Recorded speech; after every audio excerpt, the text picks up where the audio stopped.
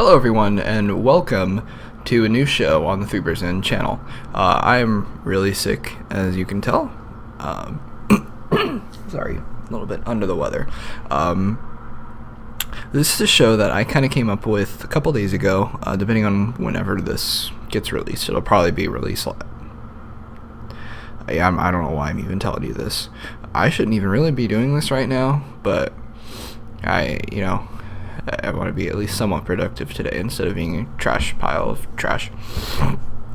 The show that I came up with, it was something that I was thinking about with, I was having a discussion with a friend about user reviews, and while I agree that user reviews can be helpful, I argued that a lot of times people that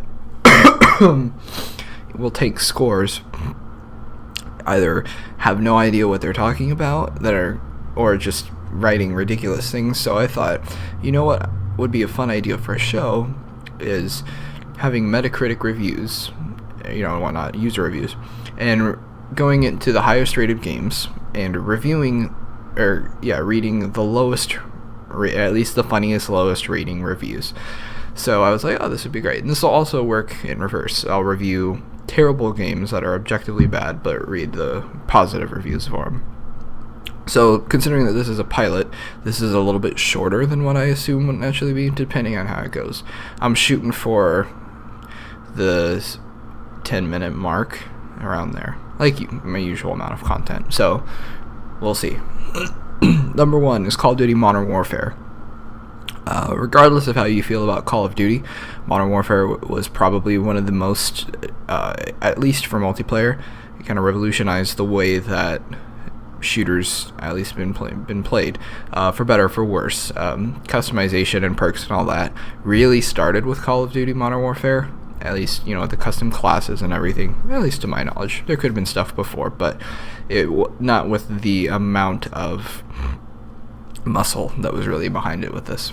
So let's start with a negative review from Anonymous MC, who scored it a 3.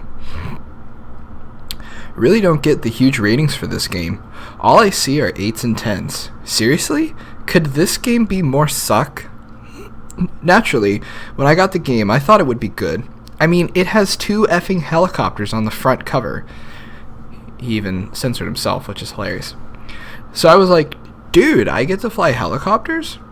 Sadly, to my dismay, I could not fly around in a simulator-like fashion, taking off and landing as I pleased. The graphics were about as good as Microsoft Flight Simulator 2000, which I play daily. So I guess that's a plus. But really, I didn't get the point of all this first-person shooter stuff. I turned on the game and was like, what is this? I just don't get why on the front cover you would have helicopters, yet not let the player fly them all over. Bad marketing, bad game, bad choice at not having helicopters. So, that was a funny review, right? This one comes from Witcher 3 Wild Hunt, which was widely considered probably the best game to come out of 2015. I personally was a big fan of Metal Gear Solid 5 the most, but Witcher 3, it's like a toss-up between the two, because Witcher 3 was amazing, and I always want to go back and play it. This man scored it a 0.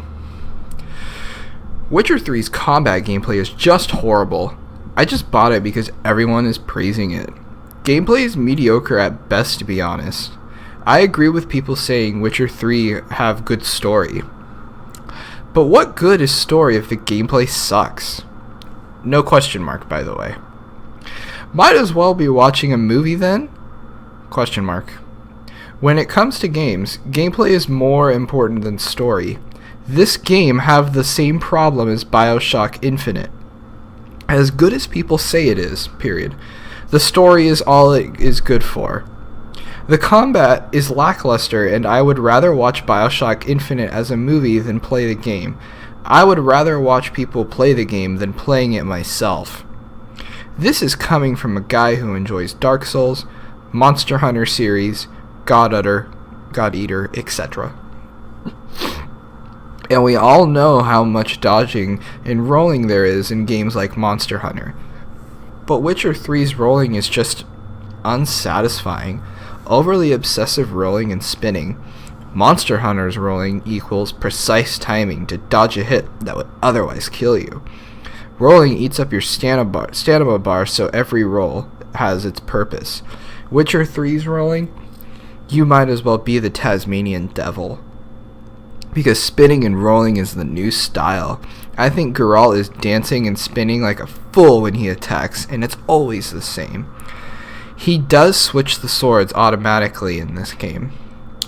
Oh, automatically. You misspelled that.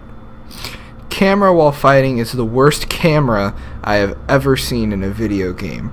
Really? And this game has such a high rating? Story is good, but for the most part, people are talking nonsense when you speak with them. Graphics have a downgrade, but are still looking good.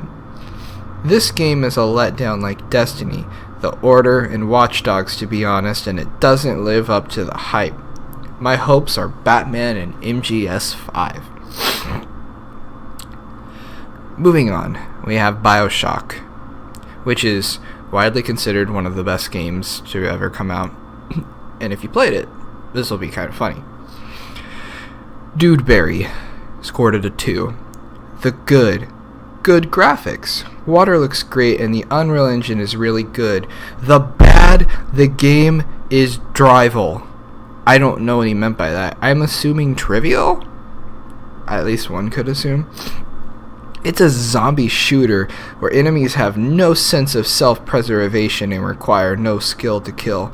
That was kind of alluded into the story that they're all junkies. They range from tedious to highly armored, which means if you don't have any ammo, expect to have to respawn over and over again to kill them. They also reappear, so if you've cleared a room, leave and re-enter, half the time new enemies come back. The map is difficult to use.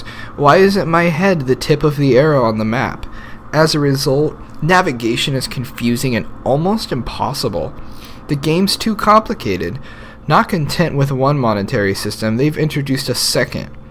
Also, all of the different tonics, potions, and lotions are just too much. Now, I've played BioShock a few times and beaten it a couple times.